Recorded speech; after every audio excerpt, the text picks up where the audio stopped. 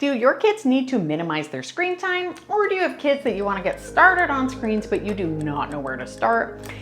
Do you find that your kids are on their devices all of the time and that is a serious struggle to get them off? Now today my friend Marybeth from the At What Cost YouTube channel and I will be discussing what to do about kids and screen time. Hey friends, I'm Robyn. I help overwhelmed women declutter all of the excess from their lives so that they can start living them. All right, grab your tea and let's go. So kids and technology is becoming an epidemic all over the world. It might sound extreme, but sadly it's true. So I'm gonna get into some tips about what you can do to get your kids off of screens all of the time. We're going to go over a couple of good things about screens, but also why it's important that they're not all on them all of the time. And Marybeth is going to discuss what she is doing with her kids. So sadly, many kids are actually becoming addicted to video games and screens. Now, one of my kids was actually grounded once and we said no PlayStation for a couple of months actually. And he told us he was glad because he felt like it was hard for him to pull himself away. Even he recognized that he had a problem with screens. So that is kind of a red flag.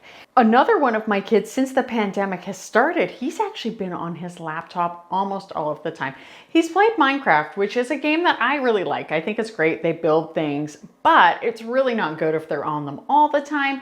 And since the pandemic, he's been home. You know, at first, a lot of us said, you know, it's a crazy time. Sure, let them go on the screens. But as things, you know, went on, we were letting them stay on it still. And then we homeschooled our kids, so they needed to be on the computer. So we weren't sure if he was doing schoolwork. We weren't sure if he was playing Minecraft. And unfortunately, a lot of the time, he was doing Minecraft. So there was a lot of catching up to do at the end of the school year. So that's not good also. Now, I get it though, because when my brother and I were young and we got our Nintendo, I'm not counting the Atari we had, which was fun, but the Nintendo was so fun.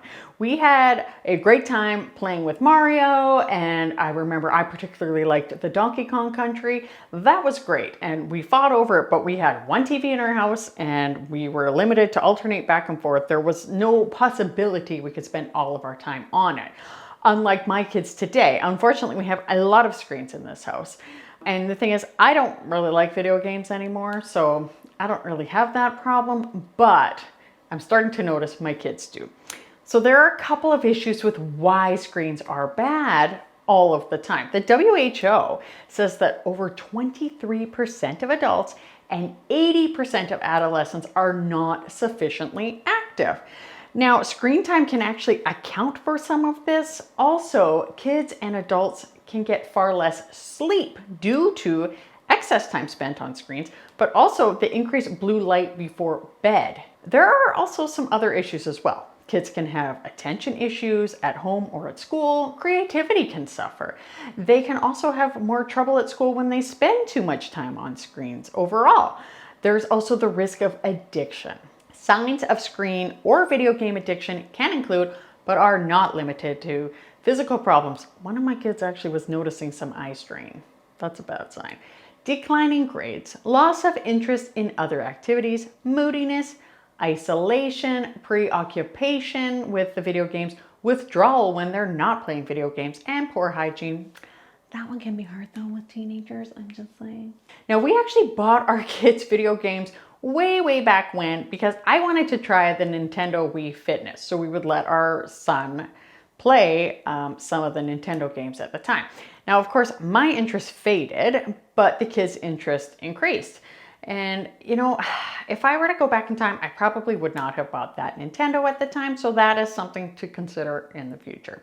But we actually need to break the cycle in our house. It's going to be tough, but I need to show my kids that this is an important thing to get on top of. You can't just spend so much of your life on screens. It's just not worth it. So here are some tips when it comes to screen time and your house. Turn off the TV during mealtime. This is something we have always done. You also need to turn off the background TV when no one is watching it. It's not good to just have it on all the time. Avoid using screens an hour before bedtime. Also, choose activities such as playing outdoors, reading, or crafting over screens whenever possible. This is what our plan is. We are going to require 1 hour of outdoor time per day. We are going to limit screens during the school year to 2 hours per day, and during the summer for 4 hours a day. And as parents, we are definitely going to be limiting our screen time in front of the kids. No parent is perfect. Parenting is hard. It's okay if you let your kids use screens. There are a lot of benefits to them, and I'll just go over to a couple. Educational value for interest and research. Video games can actually be really good for your motor skills and coordination. Games and texting and some social media are good ways for kids to socialize and communicate, especially during the pandemic. But like anything, it needs to be in moderation. And I will be back at the end with what my last tip is and what my plan is. But first, here's Marybeth. Now, she is at a different end of the spectrum because she is considering video games for her kids. They don't really have a lot of screens, so she's at a completely different stage. And for me, I have said, like, introduce it slowly, give them some real good concrete boundaries, but have a look at this. Robyn, it is so good to hear your experience with screen time and your kids. We have a little bit of the opposite problem in our house. So about 5 years ago, my husband and I adopted our 3 boys through foster care. And between developmental delays and just some general trauma from being in foster care, screens were the last thing on our minds. And we had a lot of encouragement from our pediatrician, neurologist, and speech therapist to avoid screen time as much as possible and work more on more physical interactions with our kids and encouraging imaginative play with them. And as a Zennial, yes, it's a thing, you can go look it up, I've had a unique perspective when it comes to screen time with our kids. I remember a time when screens weren't a thing. Like, we played outside, we rode bikes, we played with our neighbors, we built forts out of sticks and leaves and all the things that we found.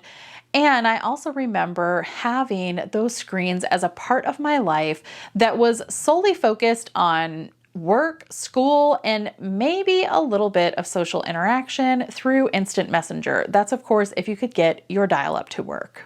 But despite having this unique perspective, we definitely live in a different day and age. And even now, 5 years later, with a 10, a 9, and a 6-year-old, we can't help but have to have the conversation about screens. As they have been to school now and they engage with their peers, they've closed the gap significantly with developmental delays, and they feel more ready to engage with screens. But that doesn't mean that my husband and I are ready for them to engage with these screens. So finding the balance and what is the most appropriate and responsible way to handle this has been somewhat nerve-wracking. I have been so encouraged by what Robyn has shared today with handling screen time and how we can start to dip our toe in the water, so to speak, when it comes to screens, which is something we all need to be reminded of, myself included. In fact, we recently had an experience on vacation where I was mindlessly scrolling through my phone and the kids were hollering in the back seat, wanting to know if their Kindle Fires had charged yet so that they could watch a movie. And as I scrolled through the phone, I continued to tell them they needed to find something else to do because it was not ready yet. And here I am, not finding something else to do myself.